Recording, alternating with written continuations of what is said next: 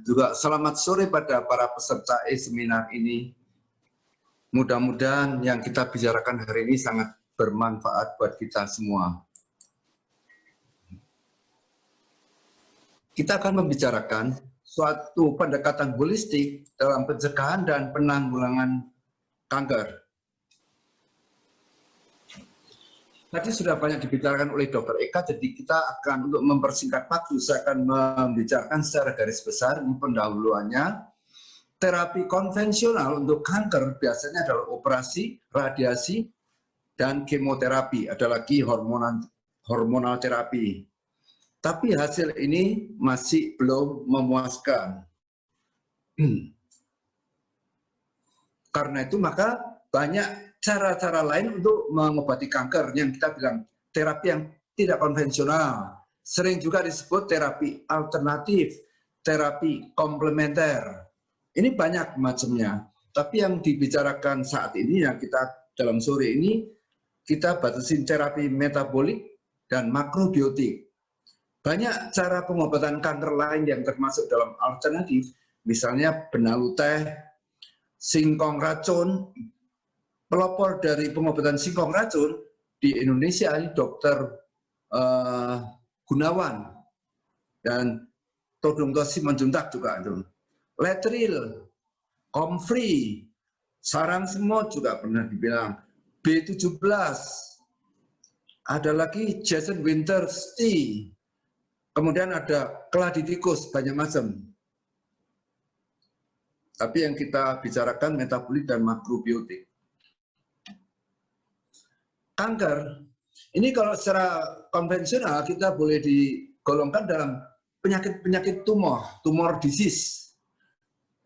Sebetulnya ini penyakit ini selain tumor juga menyangkut metabolik dan degeneratif. Jadi suatu penyakit metabolik dan degeneratif. Karena itu, maka kalau pengobatannya cuma dioperasi, radiasi, kemoterapi, ini kan untuk melenyapkan jaringan tumor. Tapi ini saja tidak cukup. Perlu memperbaiki metabolisme badan supaya tumornya tidak tumbuh lagi. Juga ini imun sistemnya berperan penting. Kita mau sedikit banyak tahu metabolisme dan pertumbuhan sel kanker. Sel kanker sebetulnya tidak sepenuhnya otonom. Dan dia tidak membelah lebih cepat dari sel biasa. Kecepatannya sebetulnya sama. Kemudian sel kanker ini konsumsi oksigen lebih sedikit daripada jaringan normal. Dan lebih banyak diproduksi asam laktat. Sel kanker juga mudah dilarutkan oleh tripsin, semacam enzim. Pada sel kanker, peningkatan anaerobik glikolisis dan lebih bersifat fermentasi. Kita lihat di sini, koefisien respirasi anaerob glikolisis. Kalau orang jaringan normal 0. Kalau pada tumor ganas anaerobik glikosisnya 12 tinggi. Jadi ini yang dasar jadi untuk metabolik terapi seperti yang dikerjakan oleh Max Gerson.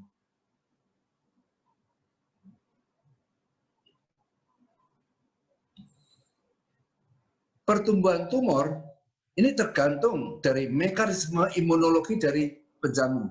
Ini kita bilang immunological surveillance. Jadi walaupun progresif, sebetulnya ada fluktuasi dalam kecepatan tumbuhnya kanker.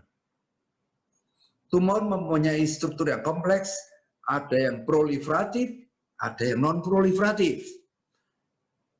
Di dalam bagian tumor sendiri, jaringan tumor, ada yang menunjukkan degenerasi. Bahkan ada yang nekrosis, ada yang perkapuran, ada yang berdiferensiasi yang membaik atau yang memburuk. Jadi dalam jaringan tumor itu bermacam-macam yang kompleksitasnya.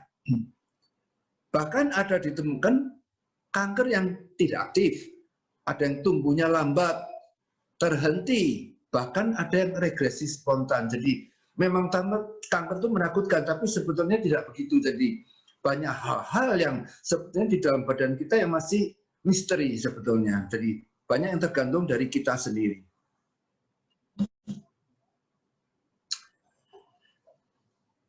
Faktor psikologis itu juga pengaruh dalam terjadinya kanker. Suatu stres psikologi, kita lihat di diagramnya itu, menimbulkan suatu tekanan ke sistem limbik, kemudian aktivitas hipotalamusnya ditingkatkan. Nah, ini mempengaruhi imun sistem kita.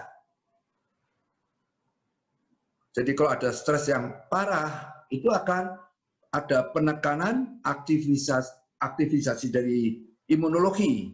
Akibatnya kankernya jadi lebih mudah tumbuh. Ini kita lihat di sini, kenapa kok begini? Hipofise itu mempengaruhi terjadi kanker dengan cara endokrin. Terjadi gangguan keseimbangan hormonal. Keseimbangan hormonal ini meningkatkan sel-sel yang abnormal.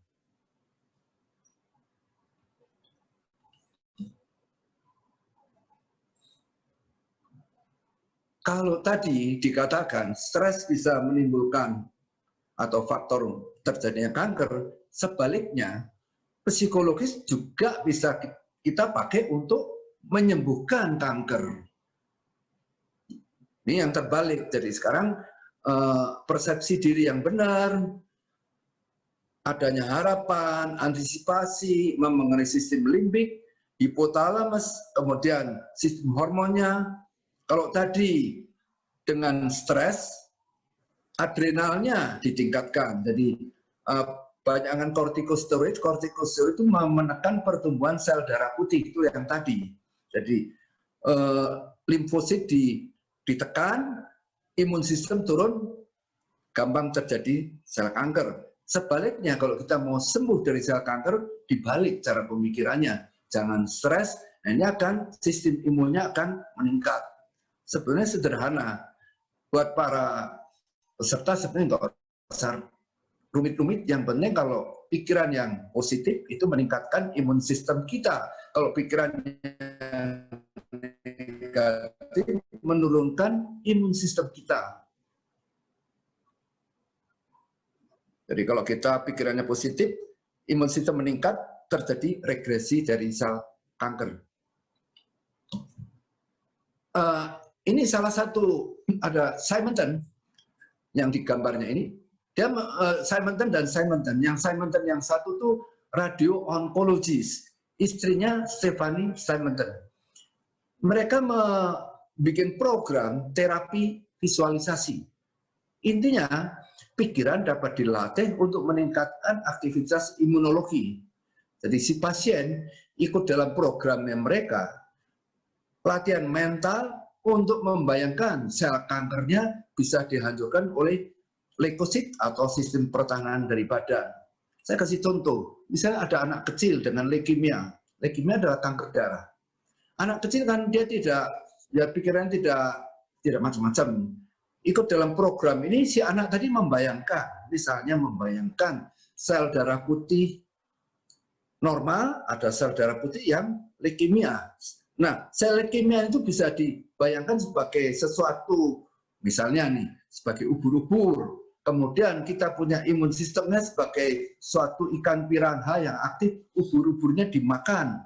Tiap hari program ini dijalankan pagi sore, dan ternyata bisa sembuh. Ini yang program terapi visualisasi dari Simonton. Dalam kehidupan sehari-hari, ya kita tidak usah ikut program Simonton, tapi kita bisa terapi visualisasi yang dikerjakan sendiri.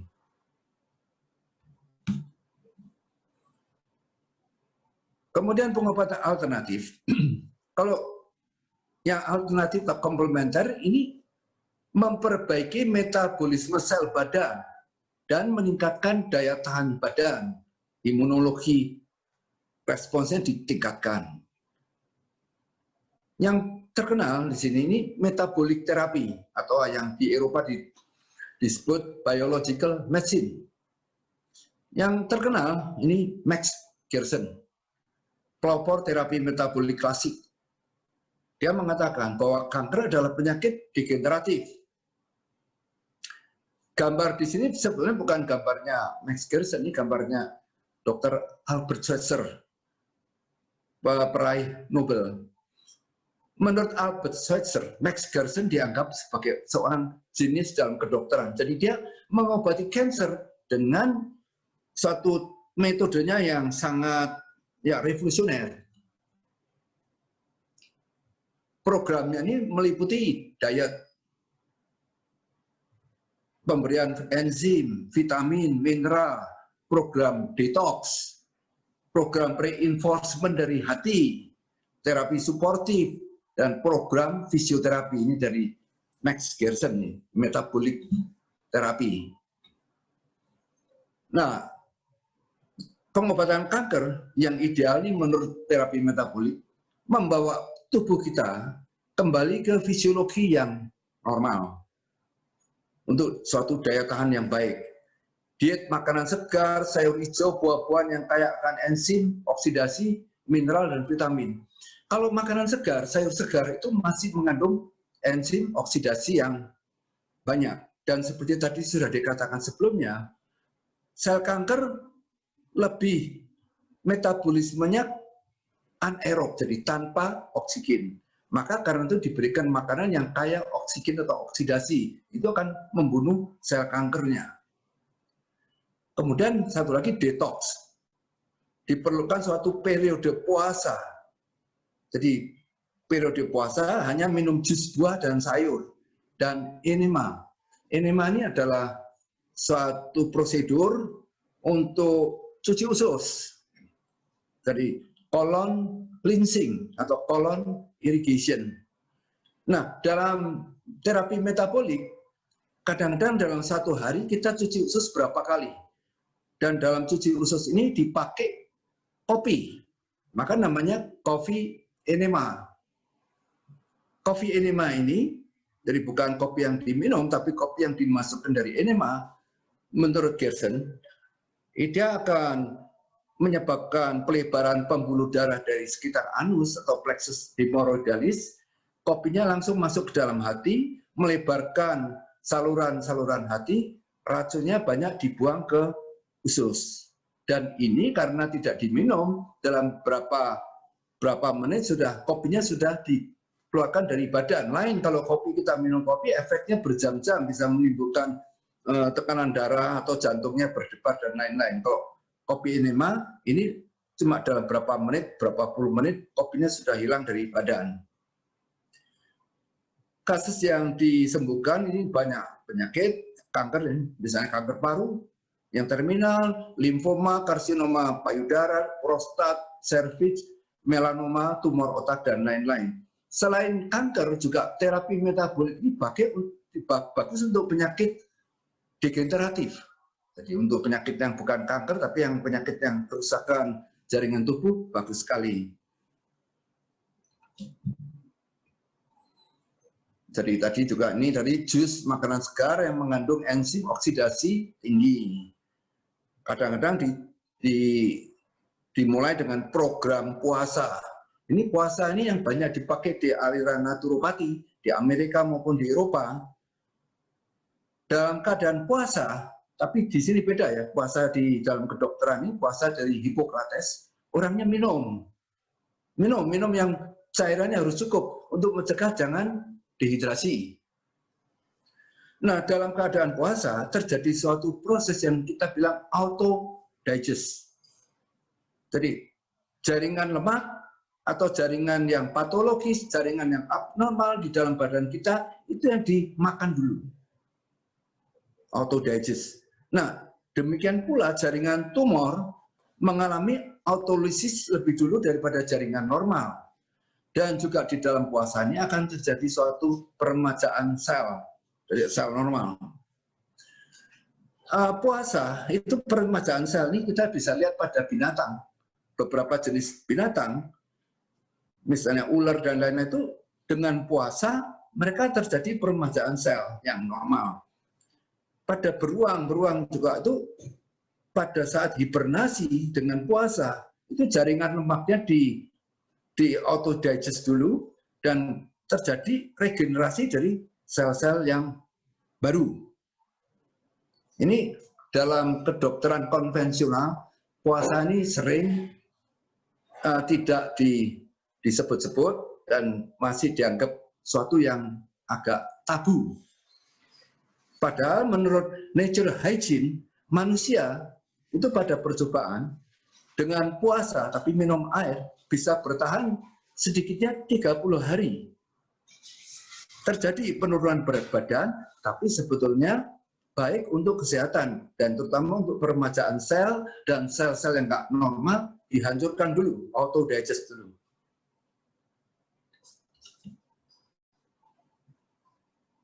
Semua makanan tanpa penyedap, tanpa garam. Ini garam itu dianggap bisa merangsang pertumbuhan sel kanker. Pada penyakit degeneratif, kecenderungan untuk retensi natrium, sedangkan potasiumnya, kaliumnya kurang. Tadi dikatakan NaCl dianggap bisa mempercepat mitosis dari sel kanker.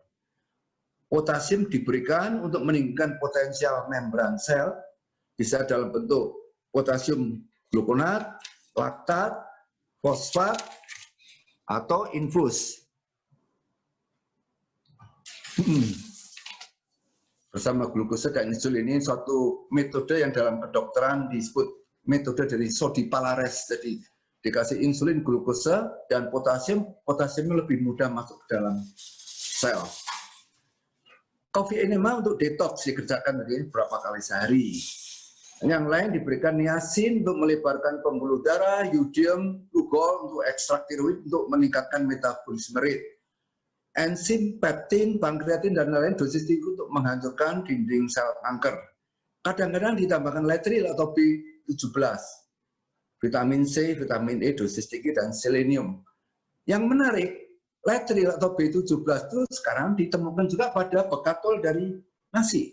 Jadi pada brown rice, bekatol nasi itu mengandung semacam B17 yang sifatnya antioksidan dan menghambat kanker. Kemudian kita beralih ke makrobiotik, suatu falsafah dari timur, pelopornya George Osawa itu gambar sebelah kiri. Setelah meninggal diteruskan oleh muridnya antara lain Michikushi di Boston. Makrobiotik mendunia setelah kesembuhan Dr. Anthony Satilaro dari kanker prostat stadium 4. Kemudian ada lagi Profesor Sean Kohler sembuh dari kanker pankreas dan banyak lagi. Pada waktu jayanya lebih dari 500 center makrobiotik di seluruh dunia. Tetapi setelah Michikushi meninggal pada 2014, pamor makrobiotik menurun. Apalagi orang tidak terbiasa hidupnya dibatasi oleh diet yang ketat. Biarpun sehat, tapi kalau diet ketat itu ya orang biasanya tidak begitu populer. Masih banyak makrobiotik di dunia, di Belanda juga masih ada, di Indonesia juga ada. Antara ini kita ada Yayasan Makrobiotik Indonesia. Ya kebetulan kami sendiri dan Dr. Teresia. Dr. Teresia sebenarnya dokter gizi, tapi dia lebih beralih ke arah makrobiotik. Ini di majalah Intisari yang banyak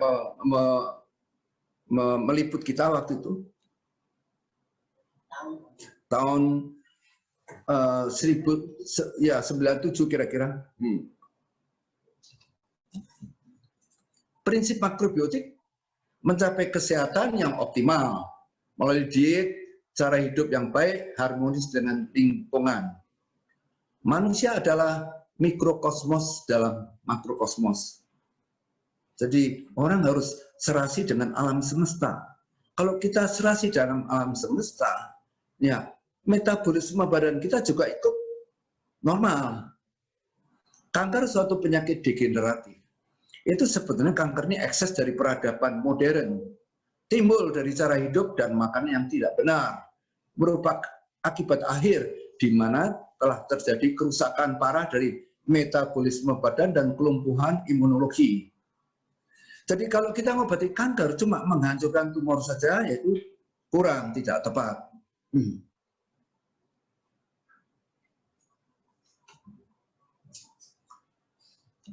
Pengobatan kanker secara makrobiotik itu meliputi refleksi diri. Selalu kita refleksi diri, eling bahwa kita sebagian dari alam semesta, hubungan yang harmonis dengan alam lingkungan, mencintai lingkungan. Dengan mencintai lingkungan, kita juga mencintai diri kita sendiri. Kalau kita merusak lingkungan, sebetulnya kita juga merusak badan kita sendiri.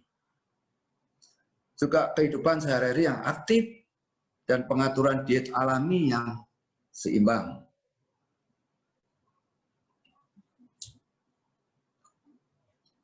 Diet yang seimbang itu yang bagaimana? Ini prinsip dari makrobiotik berdasarkan prinsip yin dan yang. Di dalam alam semesta ada suatu ya energi, yaitu yang yin dan yang. Kemudian dia juga berdasarkan karakteristik dari susunan gigi gerigi dan panjang usus manusia. Contohnya, kalau harimau ya atau singa, itu giginya hampir semua giginya adalah gigi taring, caninus. Dan memang kalau macan atau singa itu tidak makan sayur, giginya taring, jadi hanya makan daging.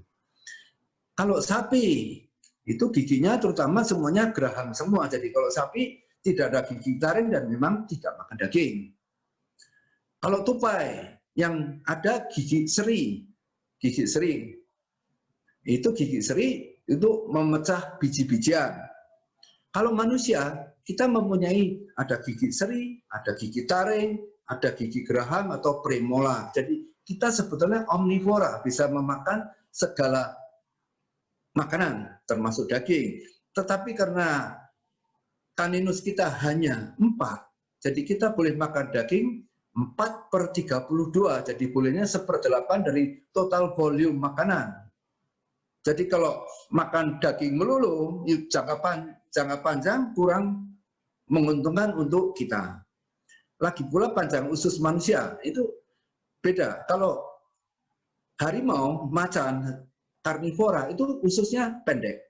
Jadi dalam satu hari bisa terjadi pembuangan kotoran berkali-kali. Kalau sapi, panjang ususnya panjang. Kalau manusia, panjang ususnya antara sapi dengan karnivora. Jadi kita boleh makan daging tapi yang porsi yang benar. Kemudian hidup harus selaras dengan tradisi makanan yang universal. Ya, ini yang biasa harmoni dengan ekologi. Kita hidup di Indonesia, ya kita diet orang Indonesia. Kalau orang di Eropa ya dietnya diet orang Eropa, itu beda-beda. Dan kalau bisa menggunakan bahan-bahan lokal dan organik, bebas dari pestisida kalau bisa. Itu kalau makanan yang pakai bahan-bahan kimia atau pakai pupuk buatan, itu banyak mengandung nitrit atau amin. Nah, itu yang bisa terjadinya nitrosamin. Nitrosamin itu salah satu faktor dalam pemicu terjadinya kanker. Nitrosamin juga ada di dalam daging-daging. Karena itu dalam makrobiotik daging sangat-sangat dibatasi. Untuk orang sehat, ya masih boleh makan daging 1/8. Tapi dengan pasien kanker, sebaiknya daging dihindarkan dulu. Kemudian dietnya selaras dengan perubahan cuaca, iklim, ada perbedaan individu, umur, seks, aktivitas, dan lain-lain.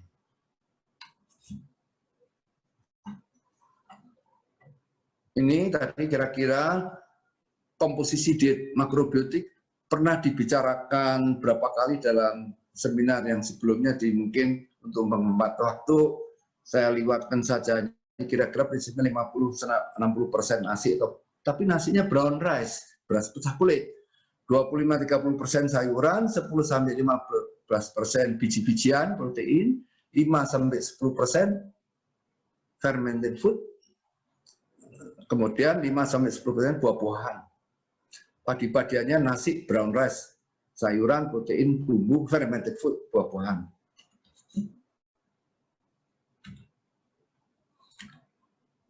Prinsip yin dan yang, ini dalam makrobiotik itu penting untuk mengatur diet, cara hidup, menyelenggarakan hubungan harmonis dengan lingkungan dan alam semesta.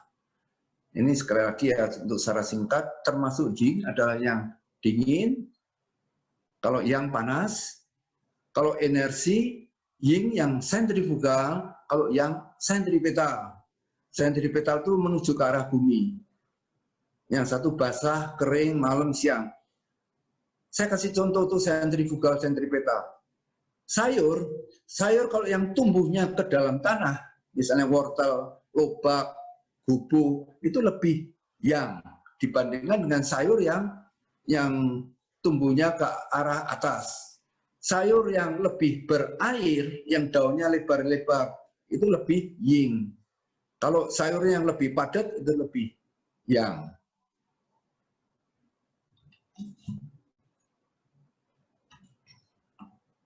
Ini makanan yang termasuk yin, alkohol, gula, kopi, teh, minyak, krim, mentega, susu, makanan yang dari bahan-bahan kimia, tepung, nasi putih juga termasuk di yin.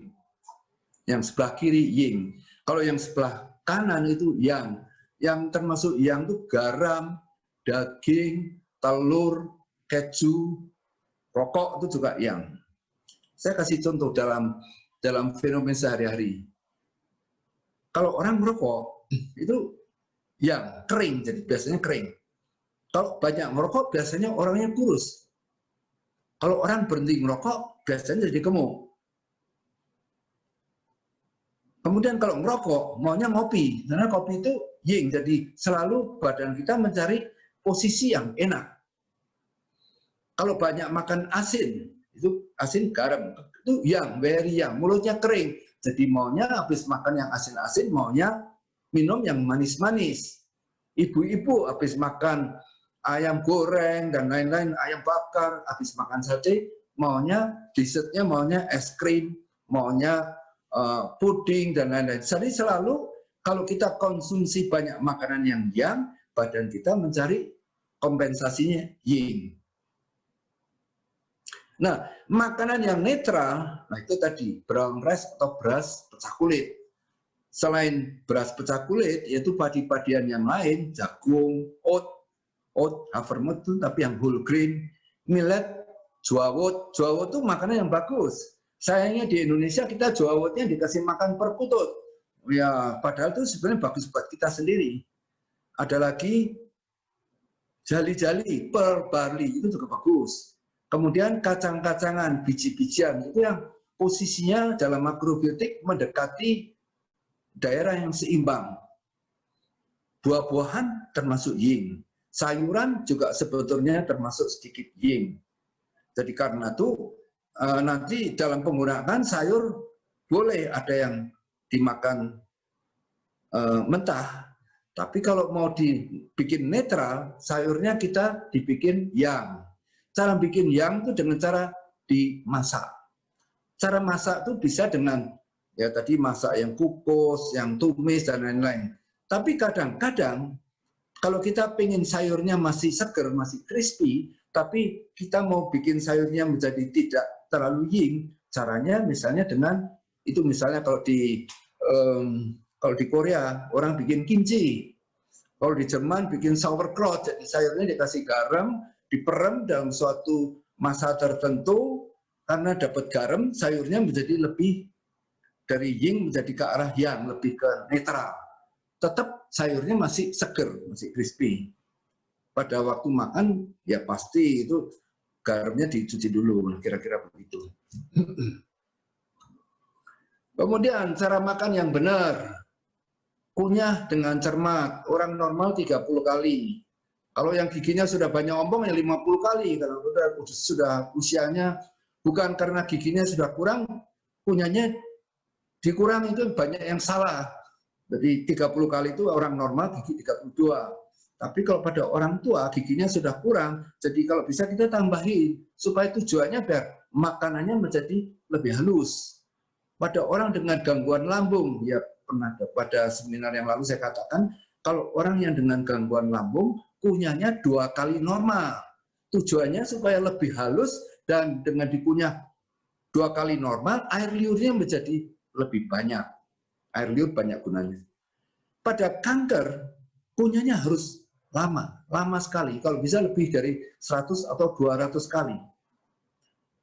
ada penelitian, masih juga penelitian, dengan punya lama, itu air liur itu merangsang produksi dari T-cell, limfosit atau B-cell. Dari limfosit jadi meningkatkan imun sistem.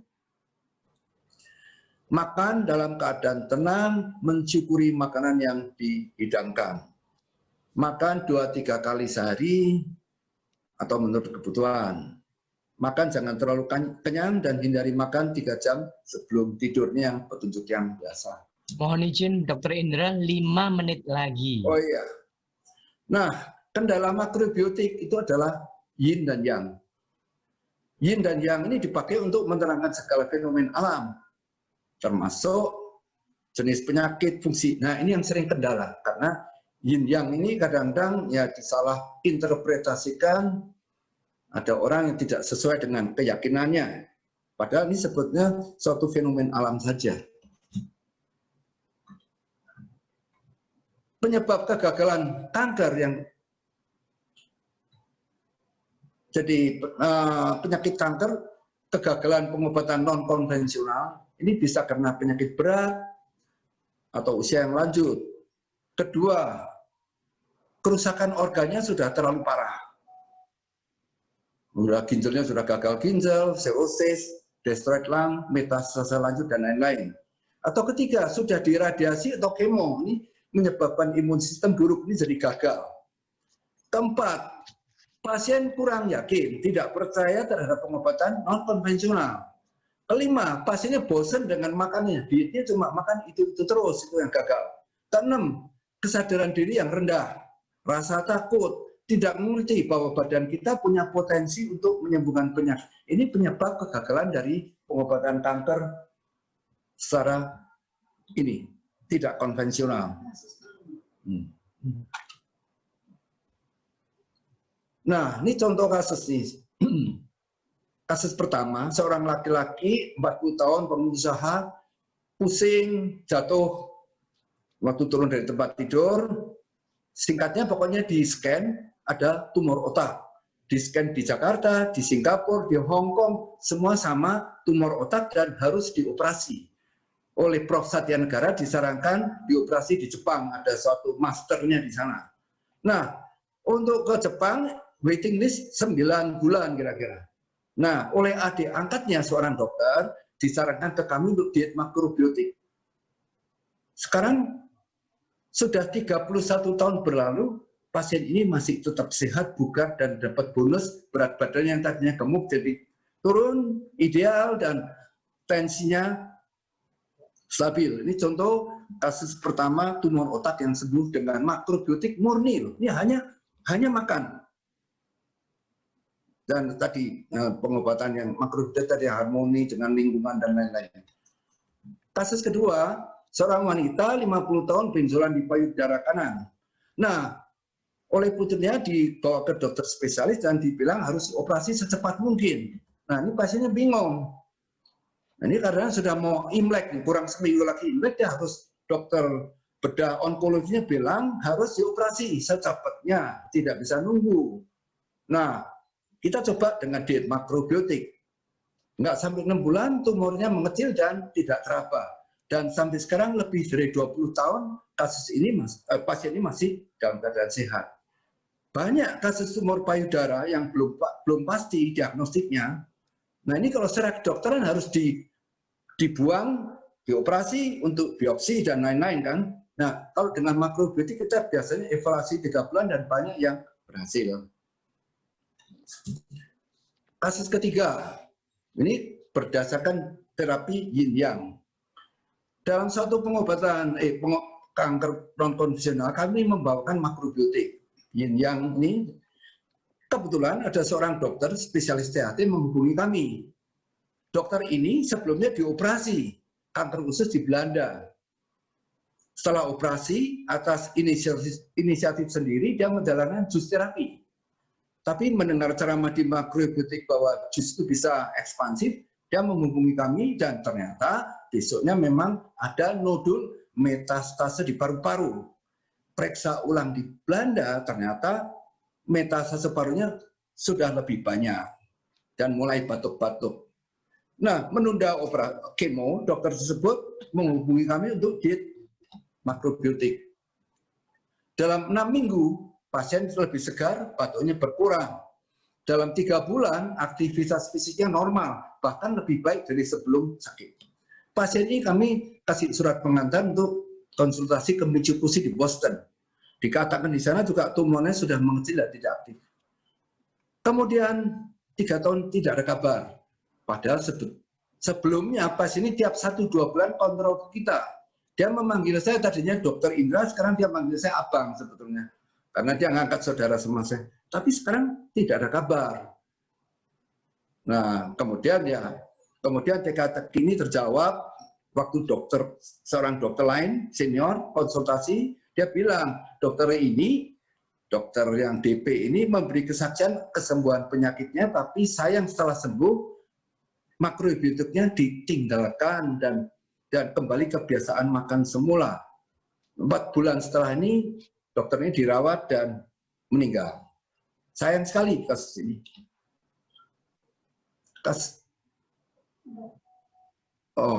Nah, kasus yang keempat ini kasusnya masih baru nih.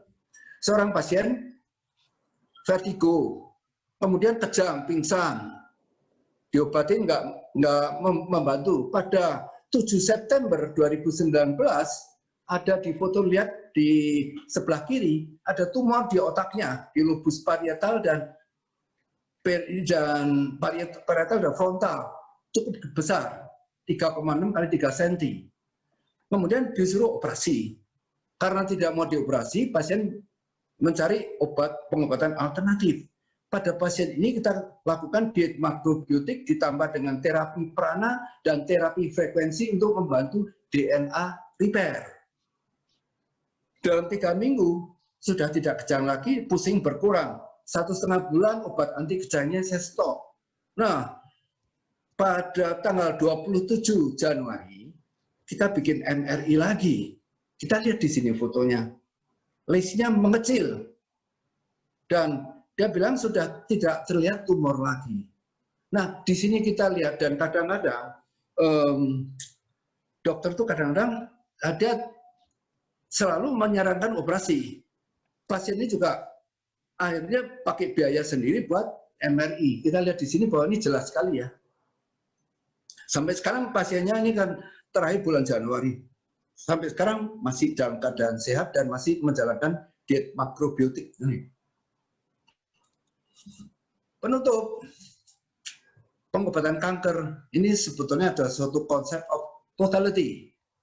Jadi kita tidak bisa mengobatin kanker cuma dengan operasi, radiasi, atau kemo, ataupun obat kanker kita hanya kasih benalu teh atau kasih apa. Itu menyangkut suatu hal yang menyeluruh, suatu konsep of totality. Kira-kira begitu. Terima kasih.